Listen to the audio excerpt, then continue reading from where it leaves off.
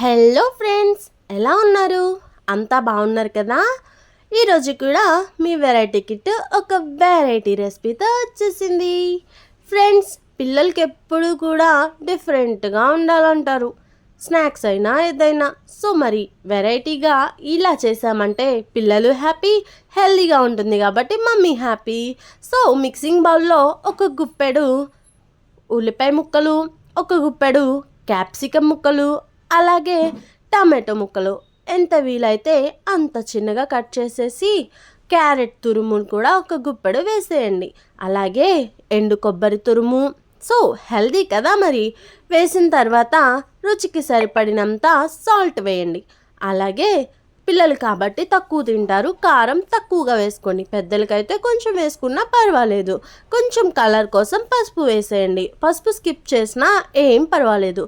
So కొంచెం గరం మసాలా వేసామంటే egg కాబట్టి నీచు వాసన లేకుండా పర్ఫెక్ట్గా ఉంటుంది.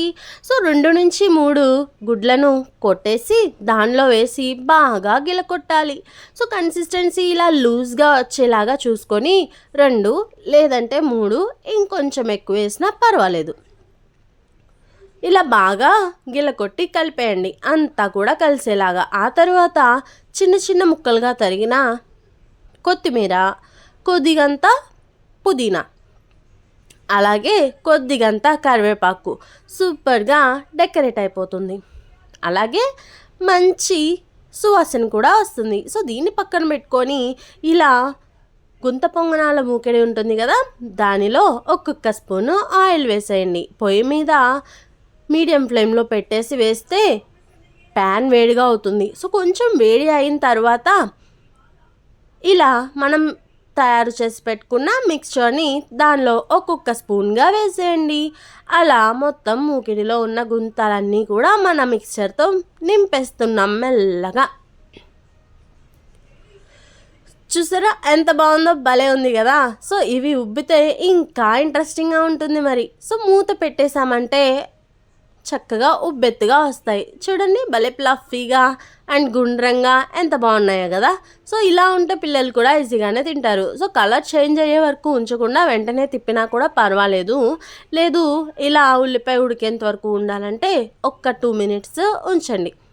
తర్వాత అన్నీ కూడా టర్న్ చేసేసుకోండి. ఒకవైపు ఉడికిన తర్వాత ఇంకో వైపుకి టర్న్ చేసేస్తాం. ఆ తర్వాత ఇవన్నీ కూడా సర్వ్ చేసేసుకోవడమే. చూడండి ఎంత కలర్ఫుల్గా ఉంటుందో.